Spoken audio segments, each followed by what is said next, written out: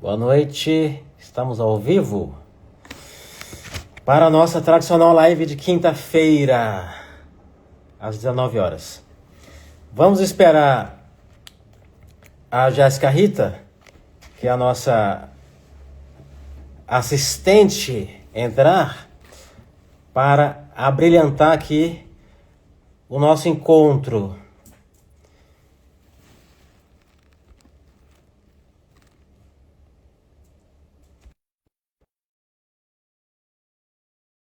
Começamos aqui o nosso bate-papo. Olha ela, entrou. Hoje conseguiu. Funcionou certinho como eu te falei, hein? Você sabe tudo, Jéssica Rita. Muito boa noite, como vai? Tudo ótimo, Rafael Trindade. Eu estou ótimo, e você? Como é que está, Jéssica Rita? Passou Ótima, bem? muito bem também. E o jogo do Brasil, hein? Nossa, que vergonha, né? Meu Deus, vontade de entrar lá. Eu acho que você resolveria. Dar um xingo naqueles caras, Tomar o lugar do Ancelotti. com certeza. Jéssica Rita resolve tudo. Dar uns belos xingos neles. Ai, que nervoso. Você não ficou nervoso? Eu fiquei muito triste. Que eu queria que tivesse continuado um pouco mais, né? Sim, né? A gente merecia ir pelo menos pra final, né? Pra semifinal mínimo. Não, acho que a gente tinha que ganhar, né? Mas A gente merecia ter bons jogadores, né? Bons triste demais, técnicos, né? gente comprometida, mas não tivemos.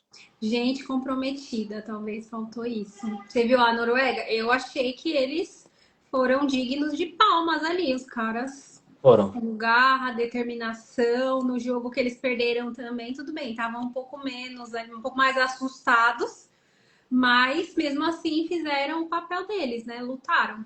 Exatamente. Não ficou só uma guerra de egos, né? Individuais, Então, individualidades. aí, Não nossa, eles estourou. ficam toda hora se jogando no chão, esses caras, que eu não sei o que eles É. pensam. Seu amigo Neymar também não ajudou muito. Pois é, menino Ney deixou a desejar. Mas também eu acho que ele tinha que ter entrado antes no jogo. Como é que é o menino Ney se o cara tem quase 50 anos? 50 anos, Valéria. né? Mas tudo bem, vai virar, vai ser eterno. O Ronaldinho não é Ronaldinho até hoje? Mas o Ronaldinho jogou bola, né? Ronaldão, então, mas hoje em dia já é Ronaldão, que já é velho também, né? Então, mas não Se ficava tivesse só entrado lá um Ronaldinho gaúcho, com certeza tinha ganhado. supera o Neymar de longe. Com certeza. Os velhos são demais. Os caras tinham garra e sabiam o que fazer, né? Felizmente, a molecada de hoje em dia só quer saber de resenha. Verdade. Infelizmente, Jéssica Rita. Bom, vamos lá ao nosso tema de hoje, né? Relacionamento com o cliente. Geralmente, quando alguém responde a um processo criminal, normalmente a pessoa procura o advogado pela técnica, certo? Certo. Mas Deveria ser assim. existe. Sim, mas tem algo tão importante quanto nós podemos dizer, né? Quanto esse conhecimento jurídico, que é a relação de confiança entre o advogado e o cliente. Concorda? Plenamente.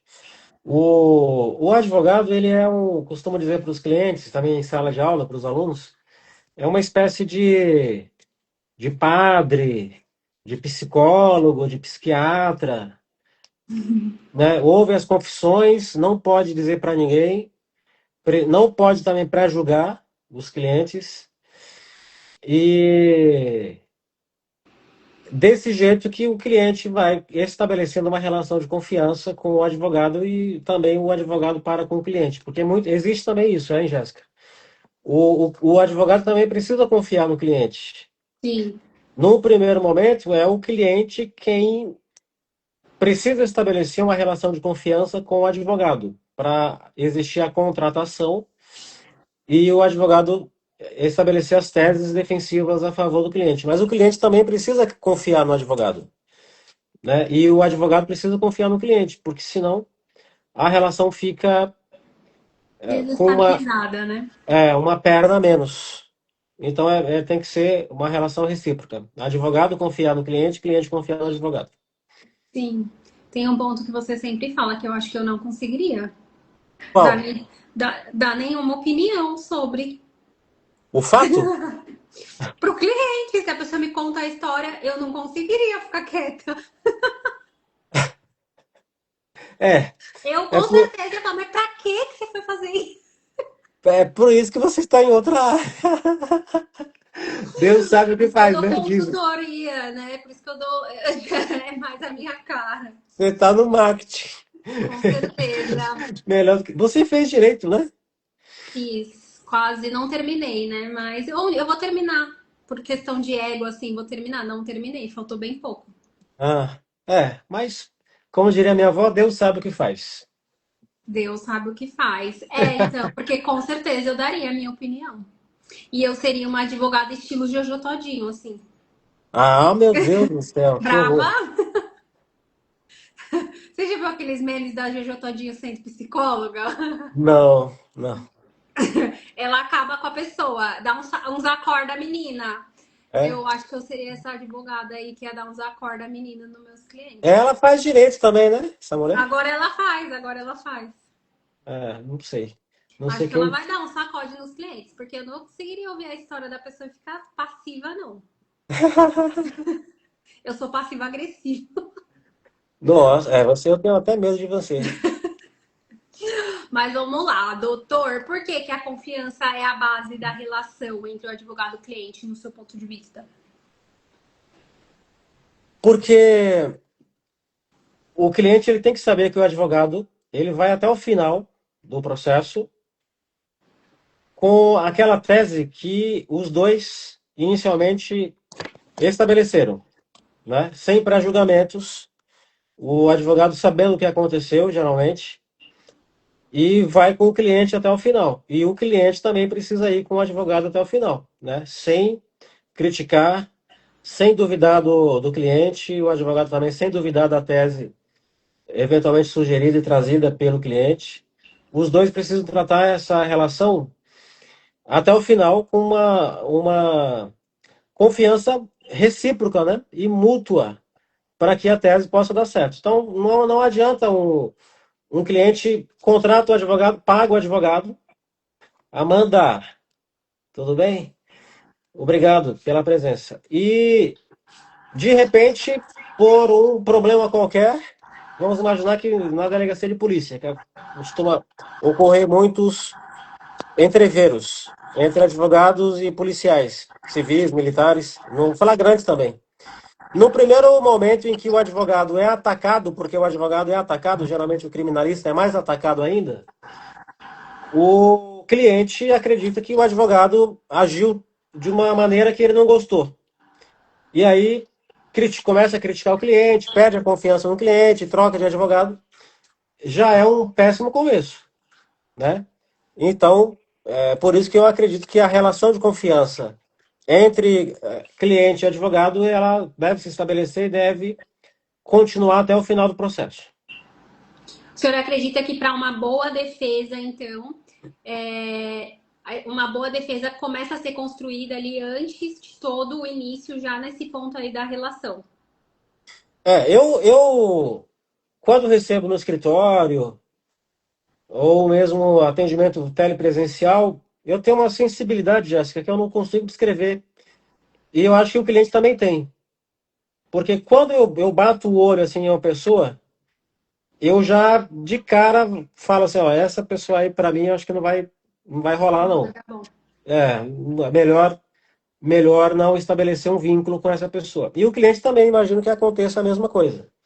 Falar, ó, esse advogado aqui, pelo jeito de falar, pelo jeito de se portar, pelo jeito de vestir, pelo jeito do escritório, melhor procurar outro. Ou pelo Não preço. conecta. Não dá certo. O santo não bate, como eu costumo dizer. E aí, quando o santo não bate, é melhor nem tentar, né? Mas quando o cliente geralmente quando o cliente procura o advogado é porque ele já conhece o advogado, geralmente de rede social, né? Ele faz uma pesquisa, ele vê vídeos, ele levanta processos, né, de outras atuações daquele advogado e ele já vai sabendo quem é o advogado. O advogado não, né? Não conhece o cliente, é o primeiro contato. Então, para o advogado é muito mais difícil, né? Traçar essa linha de, ó, será que vai dar certo? Será que esse cliente aqui não vai me trazer problemas? Porque às vezes traz. Na escola, de direito, a gente ainda não entende muito bem, né? Como é que vai acontecer, o que área que você vai atuar, se você vai advogar, se você vai concluir o curso, sei lá. Mas os professores, eles te dão aquele norte. E eles falam assim, olha, o pior inimigo do advogado é o cliente. Não sei se você já ouviu essa frase. Não. Há clientes que são inimigos do advogado. Há muitos, infelizmente. Então é preciso que o advogado tome muito cuidado com o cliente, porque tem cliente que pode levar o advogado para o inferno, sem que o advogado saiba disso, ou sem que o advogado queira ir para o inferno junto com o cliente. E especialmente, Jéssica, não sei se é um ponto que nós vamos travar mais para frente, e eu não quero também passar qualquer imagem negativa ou depreciativa, mas a realidade da advocacia criminal e da advocacia em geral, ó, os clientes geralmente estão presos. E você trava uma relação, nesse caso, com os parentes, especialmente com as mulheres de presos, de clientes presos. As mulheres, Jéssica, se os clientes são os piores inimigos, eu diria que as mulheres dos clientes são os carrascos ou as carrascas dos advogados. Infelizmente. Por que você chegou a essa conclusão? Porque eu não tenho tido boas experiências com mulheres de clientes. Porque elas acham que elas são mais poderosas, elas amedrontam mais o advogado do que os clientes. Então eu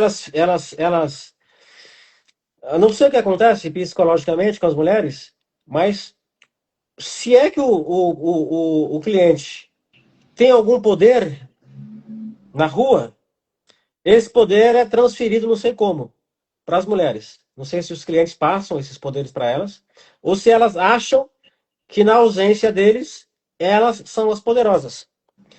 E aí elas começam a todo dia ligar para o advogado, todo dia elas têm um pleito diferente, como se o advogado fosse advogado delas e não do preso. Como se o advogado tivesse obrigação com elas e não com o processo. Porque nós, advogados, temos obrigação com o processo, com a defesa técnica do cliente. E não com a assistência pessoal do cliente. Né? Todo dia é uma história nova, todo dia um problema novo. Que às vezes o cliente não está nem sabendo, que ele está preso. E aí a mulher do cliente acha que o advogado tem que viver as pressões, né? Os desejos, as vontades delas, mulheres. E às vezes ultrapassam o limite da educação, da cortesia, da civilidade. Infelizmente, é comum de acontecer isso. Então, além de você ter que também fazer uma seleção boa de qual será o cliente que você vai admitir a entrada no seu escritório, também é bom que o advogado analise, pelo menos eu faço isso, a postura também da mulher do cliente, porque às vezes o cliente não dá problema, mas na maioria das vezes a mulher do cliente dá problema, infelizmente.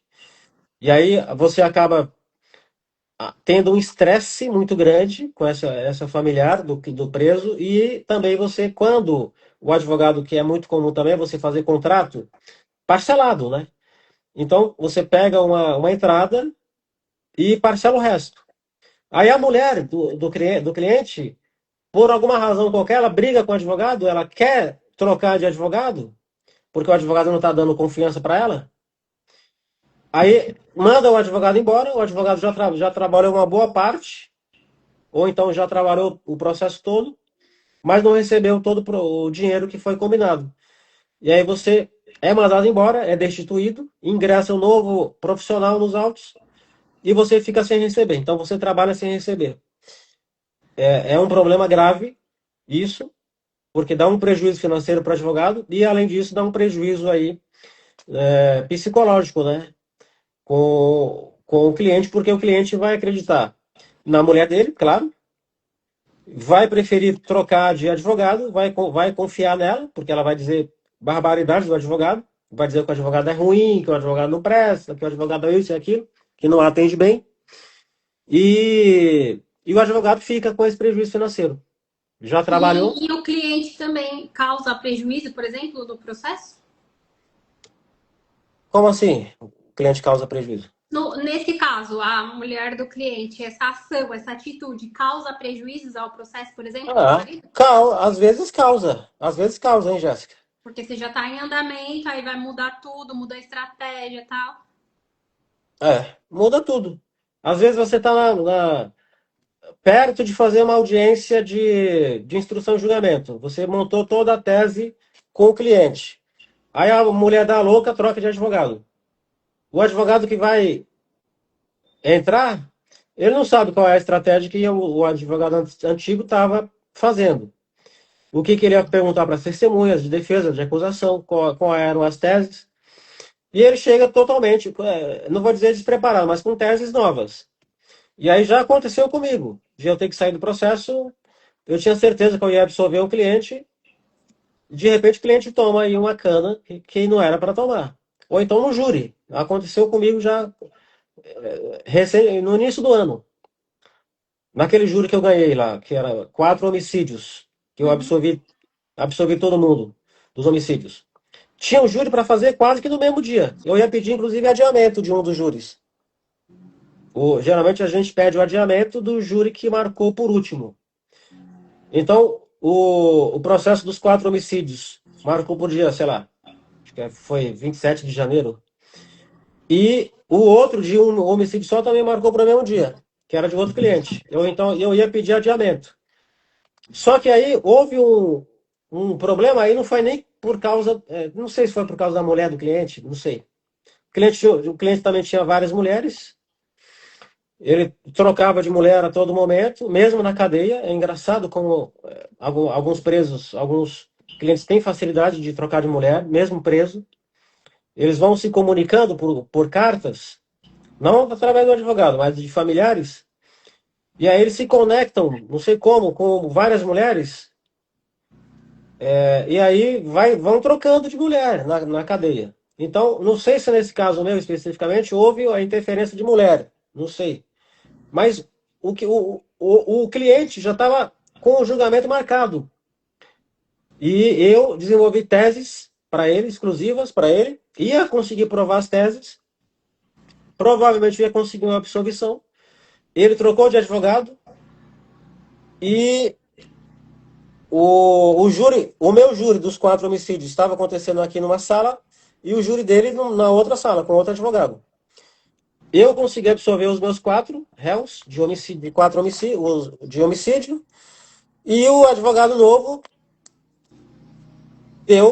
cavou para ele aí, acho que 23 anos, 24 anos de cadeia, né? Para um processo que já estava maduro, que eu já tinha tudo pronto em relação às teses que eu ia apresentar. Então, sim, causa muito prejuízo.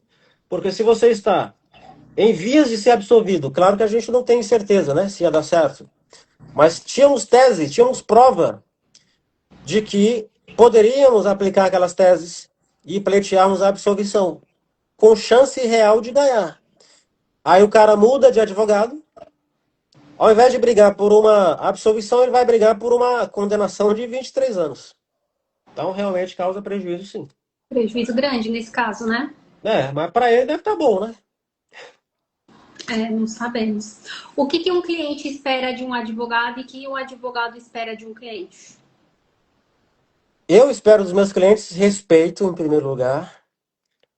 Eu espero lealdade e espero que eles cumpram aquilo que nós combinamos, né? Não só no contrato escrito, mas na palavra. Que eles paguem os honorários, que eles não fiquem mudando de tese a todo momento, que eles contribuam para o sucesso do processo, que eles não fiquem causando confusão no momento da audiência, que eles sigam a orientação do advogado, né? Se o advogado pede para ele, por exemplo, ficar quieto, não responder as perguntas do promotor, por exemplo, aí ele chega lá e responde. Quebrou a confiança do advogado. O advogado, inclusive, pode sair da audiência naquele momento. Então, tem que seguir a orientação do advogado. Se é para não seguir, melhor contratar outro ou melhor, ir sozinho. O juiz que nomeie um dativo lá por um momento da audiência. Existe E uma responsabilidade compartilhada entre o advogado e o cliente durante todo o processo? responsabilidade compartilhada? É, eu acho que é um pouco isso que você está dizendo, né? Esse alinhamento. É, na verdade, para mim, a responsabilidade do cliente é essa. Segue as minhas orientações, não vai me afrontar no momento da audiência, porque se você deixar de seguir a orientação do advogado, é uma afronta. Se eu digo para você que você não vai confessar, você chega lá e confessa, como é que eu vou te defender?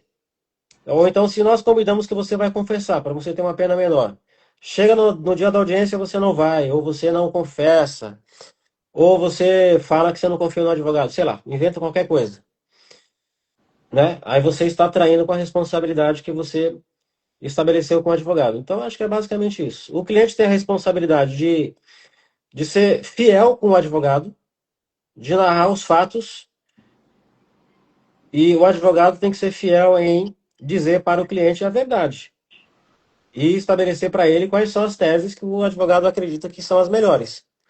E os dois juntos precisam assumir a responsabilidade de seguirem aquilo que foi determinado, definido no momento da contratação ou no momento do desenvolvimento da tese.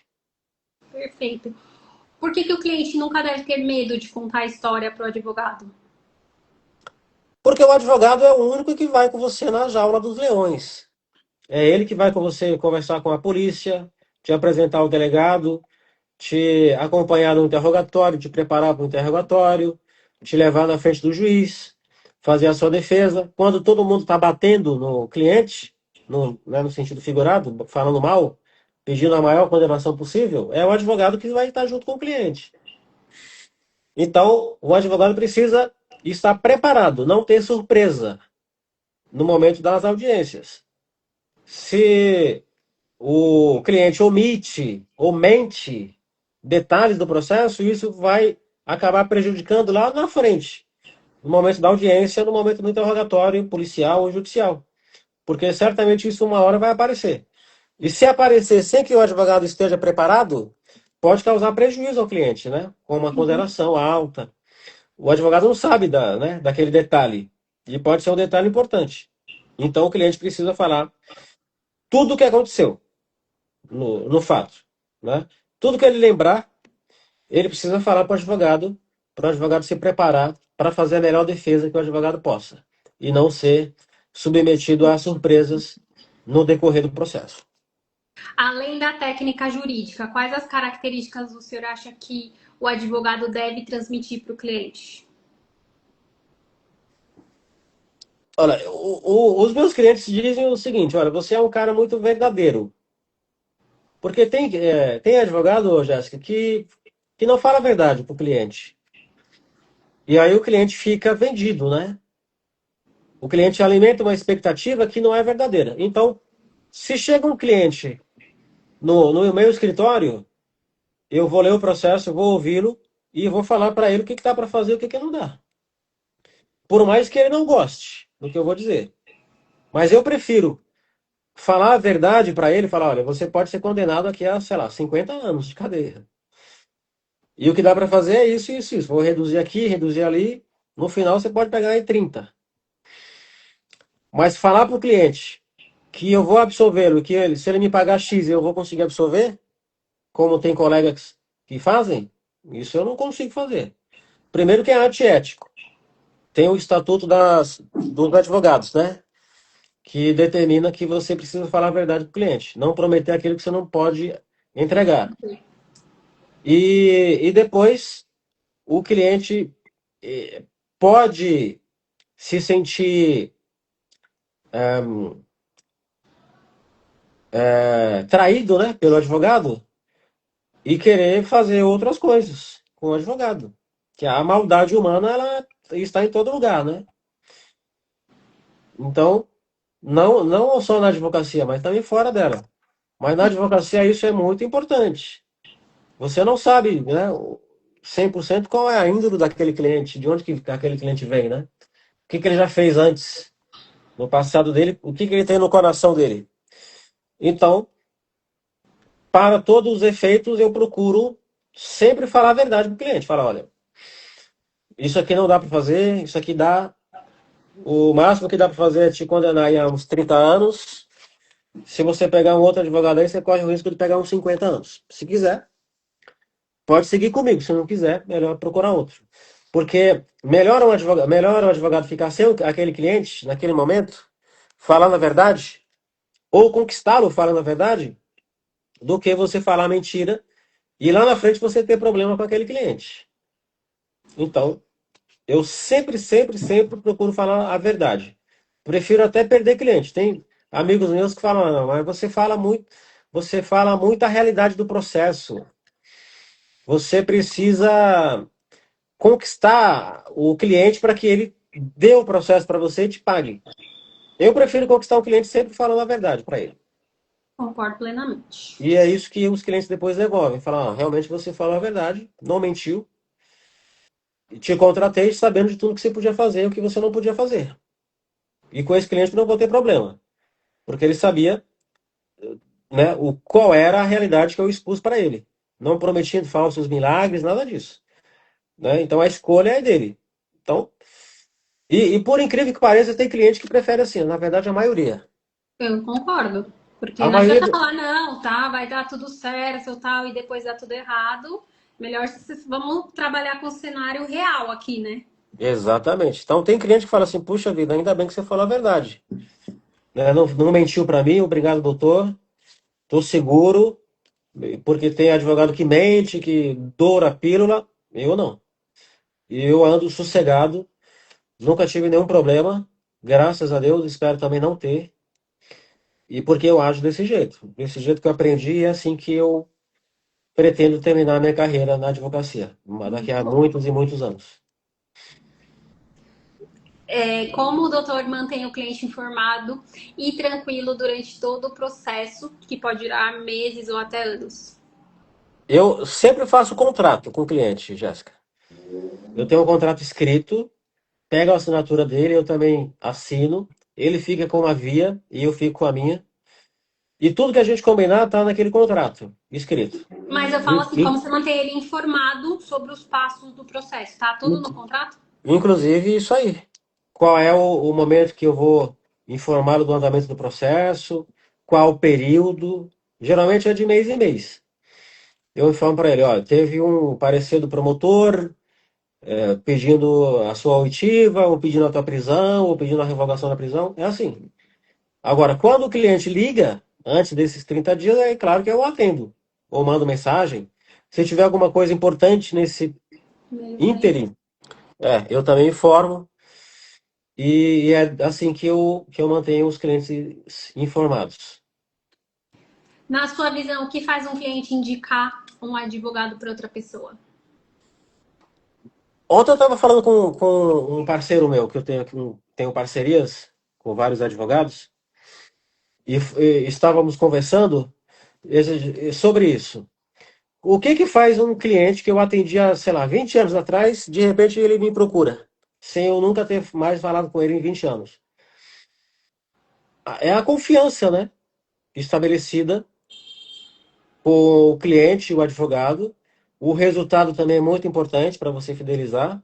Mas o mais importante é a atenção. Os clientes eles reclamam muito de falta de atenção dos colegas, dos advogados.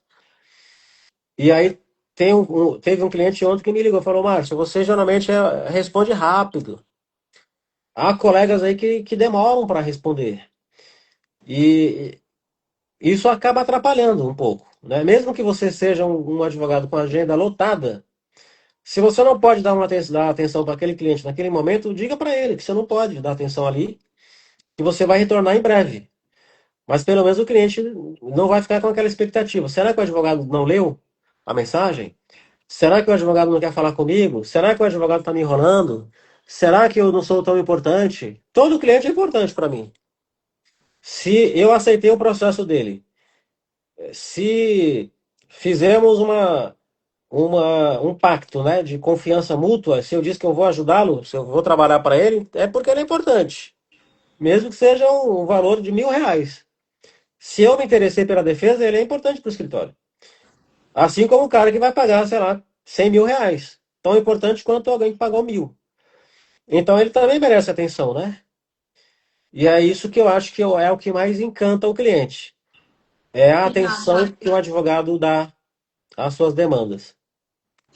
Depois de tantos anos de profissão, qual que é o maior valor que o doutor busca construir com cada cliente? É o dinheiro. Brincadeira. Não falei valor financeiro, tá? Não, eu acho que o maior valor é esse aí. É o cliente ter certeza de que eu vou dar atenção às demandas dele. Que o processo que ele colocou na minha mão não vai ficar parado na gaveta. Que eu vou dar atenção, que eu vou peticionar, que eu vou desenvolver teses, que eu vou despachar com o juiz, que eu vou atrás dos interesses dele, que eu vou defender os interesses do cliente. Eu acho que isso na verdade, é o que me move, é o meu objetivo de vida profissional e é também o objetivo de todo cliente, né? Tem um advogado que garanta a defesa dos interesses dele. E então é isso que eu prometi para mim mesmo quando eu peguei a carteira de advogado, e é isso que eu prometo ao cliente. E é isso que eu costumo entregar. Qual foi a maior demonstração de confiança que o cliente já fez, que o doutor identificou ali, já demonstrou para você? Ah, são Um várias, viu? caso? Cara, a maior demonstração de confiança é o cliente falar assim, olha, quando eu estiver morrendo, eu quero que você resolva para mim os problemas que eu vou deixar. Eu acho que essa é uma das maiores demonstrações de confiança que eu já vi na vida. E até me emociono, porque o vínculo não se encerra, né? Nem com a morte. E É o vínculo perfeito. permanece. Então isso aí, para mim, é uma coisa que me deixou assim tão realizado profissionalmente, tão feliz, triste porque né, o cliente partiu, mas feliz porque ele confiava em mim até depois da morte. Sim. Então, para mim, isso aí é muito emocionante. É uma relação que nasce assim despretensiosamente ao longo dos anos e que, com o passar do tempo, sem que você tenha a pretensão e sem que o cliente também tenha a pretensão, né, de ficar tão vinculado ao advogado, mas isso nasce tão espontaneamente que é uma coisa natural e me deixou tão feliz isso, mais do que mais do que cartas enviadas, mais do que comentários colocados no site, espontâneos, mais do que presentes, mais do que dinheiro. Eu acho que essa daí foi a demonstração mais palpável, né, que o cliente pode ter, eu acho. Porque mesmo depois da morte do cliente, eu continuo resolvendo o problema dele. E aí não é problema criminal, é problema patrimonial. O cliente quer que você esteja com ele até no necrotério, porque ele confia em você. Ele sabe que ali ele vai estar protegido, né? Ele sabe que você vai brigar por ele, se alguma intercorrência acontecer, mesmo no ML. E aconteceu. E eu briguei. Porque mesmo depois da morte, a pessoa tem que ter dignidade, né? O corpo morto tem que ter dignidade, assim como o corpo vivo. Como a gente costuma aprender, né? Não na faculdade, mas em livros, outros. Você tem que ter dignidade enquanto você é vivo ou viva, e também você tem que ter mais dignidade ainda depois que você está morto. O corpo morto tem que ter esse tratamento digno, né? E é preciso que alguém esteja lá para defender o corpo morto. Porque o corpo morto também tem que ter dignidade, tem que ter tratamento digno. E o cliente, ele sabia disso em mim, pelos anos, né, de convivência que nós tivemos, de labuta juntos, de contratações várias ao longo dos anos, que ele me escolheu para esse momento. Não escolheu um filho, uma filha, a mulher, o empregado, a empregada. Não, ele escolheu o advogado, em quem ele confiava. E eu tive o privilégio de ser esse advogado. E de brigar por ele mesmo depois da morte dele. E de continuar, né? tratando dos problemas dele, problema patrimonial também, depois da morte dele. Então, essa confiança aí para mim é uma confiança que eu tenho a impressão de que eu vou encontrar esse cara depois que eu morrer também. Porque a gente criou um laço, né, tão forte. Se Sim, existir essa possibilidade, eu acho que nós vamos nos encontrar lá do outro lado. muito bacana. Qual foi a maior lição que algum cliente já tenha ensinado para o senhor ao longo dessa extensa carreira?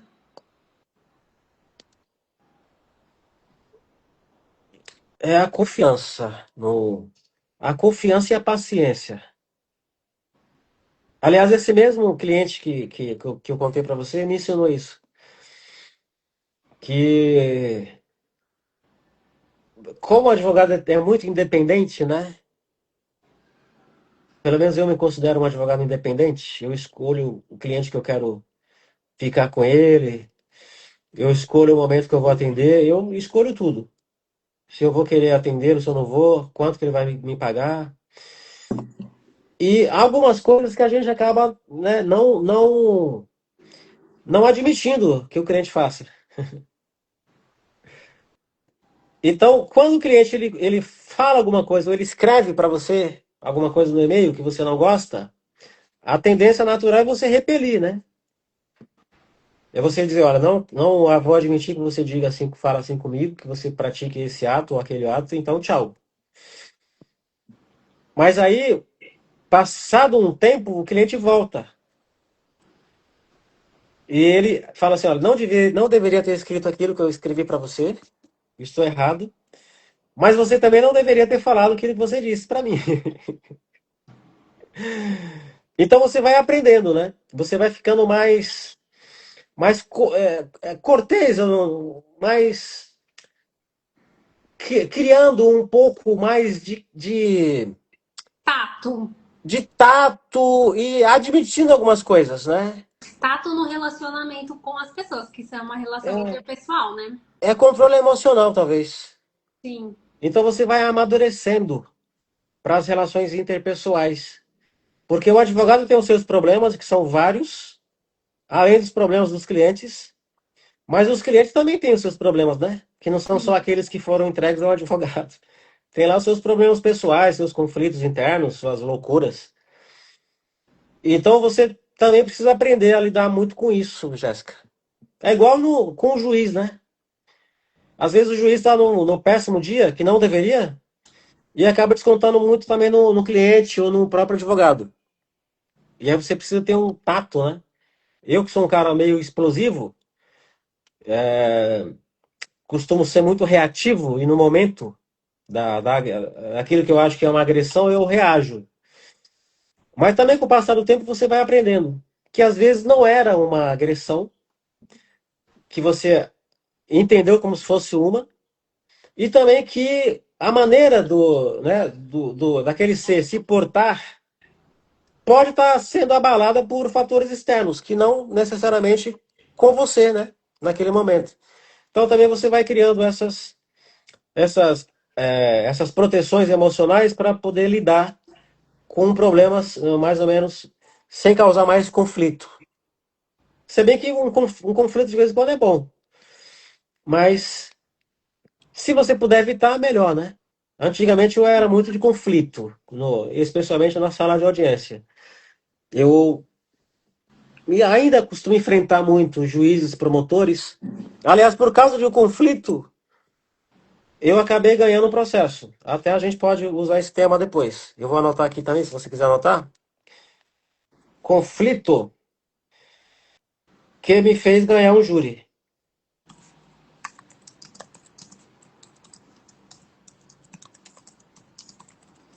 Eu tive um conflito com o promotor e desse conflito eu acabei ganhando o júri. Então, às vezes o conflito é necessário, mas sempre que você puder repelir, né, não entrar no conflito, o que é muito difícil, é melhor para todo mundo. Ohana Joias, obrigado por entrarem pela companhia. Vamos pedir para todo mundo seguir a gente, né, Jéssica, nos nossos canais, compartilhar, comentar, mandar perguntas. Estamos no Vamos. Instagram, no YouTube, no Facebook, onde mais? No TikTok, em tudo. No YouTube também Muito bom. estamos. Foi um prazer esse bate-papo. Se emocionou, olha. Às vezes ele vem com sete pedras, às vezes ele Não, vem com eu, nu- emoção. eu nunca vou com sete pedras para você. Mas há controvérsias, mas foi muito boa essa live, muito proveitosa. A próxima, esse tema que você acabou de dar, né? Conflitos que podem ganhar aí um processo. Foi um prazer. Como ele disse, siga aí nas redes sociais, façam perguntas, interajam, curtam, compartilhem. E se precisarem de um advogado, temos um grande homem aí para atendê-los. Com prazer. Muito Obrigado, Jéssica Rita. obrigada, boa noite. Boa noite, Jéssica Rita. Obrigado pela Tchau, tchau. companhia. Tchau, boa sexta. Boa noite a todos.